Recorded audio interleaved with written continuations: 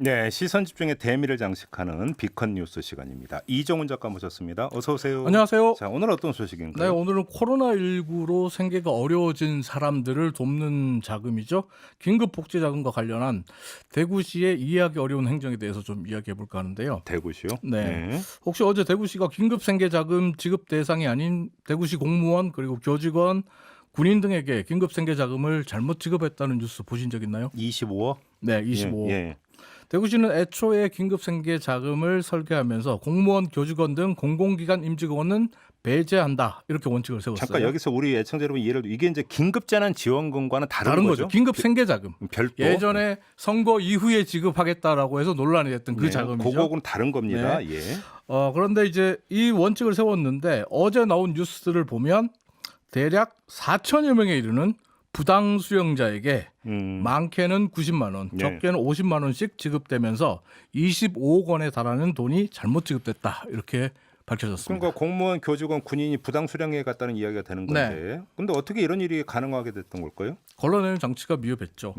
대구시 같은 경우에는 긴급생계자금 지원 대상을 선정할 때 건강보험료를 기준으로 삼았는데 네. 하지만 예전에 이제 비컨 뉴스 시간에서 한번 얘기를 했습니다만 이 대구시 같은 경우에 3천만 원을 들여서 전산 시스템을 구축해서 이 시스템을 통해서 걸러내겠다라고 했어요. 네. 근데 잦은 전산 오류와 시스템 먹통이 되면서 네. 수작업을 할 수밖에 없었다. 일일이 눈으로 보면서 확인할 수밖에 없었다. 아이고. 때문에 자금 지급도 늦어지고 네. 자금 지급이 늦어지면 어떻게 되겠습니까? 급해지니까 오독이 많이 나오는 거예요. 그거는 일본 얘기인데. 이게 이제 사실 그 어제 오늘 나온 얘기가 아니고 지난 4월 23일에 네. 대구의 우리 복지 시민연합이라는 시민단체 그리고 지역 언론들이 문제를 제기했던 겁니다. 하지만 4월 24일에 그 대구시가 이 지적들은 다 틀렸다라고 보도자를 내요.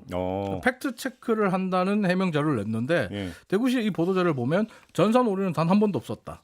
직원들에게 공무원들과 공공기관 임직원들에게 사전에 충분한 홍보를 해서 신청 대상이 아님을 다 안내했다.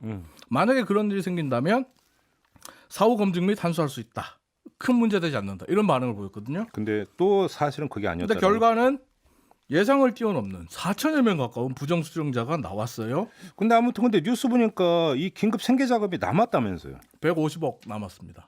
부당 수령 해간 게 26억인데도 25억인데 부당 수령자가 갖고 간 돈 빼도 150억 원이 남아요. 어떻게 이게 가능한 거예요? 대구시의 긴급생계자금은 국비가 2,100억 원, 네. 그리고 대구시의 시비가 900억 원, 예. 그래서 총 3천억의 예산이 배정됐는데 대구시가 지원 기준을 너무 까다롭게 잡았어요. 그러니까 당초 예상보다 150억 원이 남을 수밖에 없어요. 네. 때문에 지금 대구시는 이 150억 원을 어디에 쓸지 고민 중이라고 하는데 긴급이라는 이름이 붙어 있는 자금입니다. 또 대구시는 특별 재난 지역입니다. 네. 근데 긴급 생계 자금이 남는다. 어떻게 이해해야 될지 참 그러게요. 난감합니다.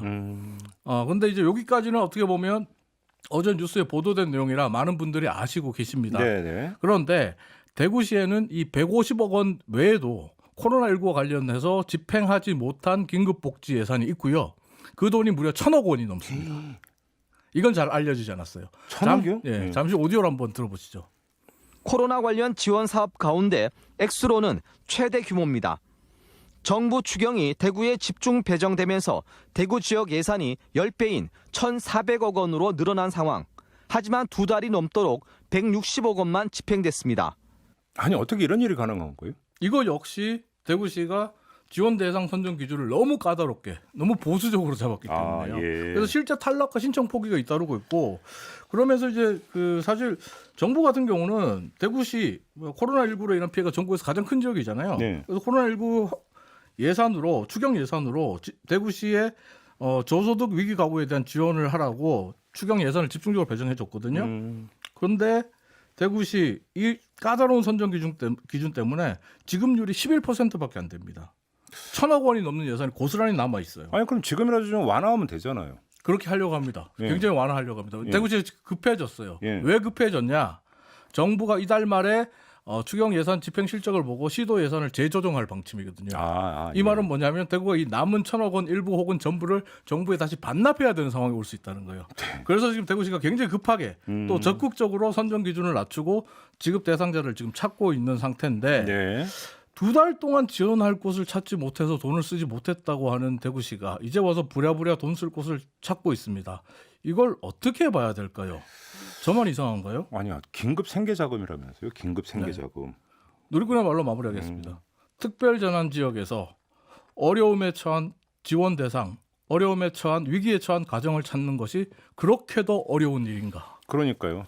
정말로 이건 어려운 게 아니라 가장 발빠르게 행정을 했어야 되는 분야 아닌가요? 저는 이상하다고 생각합니다. 판단은 애청자 여러분들께 뭐 맡기겠습니다. 뺐나요? 왜 청자를? 저 이상하다고 말했잖아요, 저는. 아 예, 네. 알겠습니다. 마무리하죠. 이종훈 작가였습니다. 고맙습니다. 네, 감사합니다.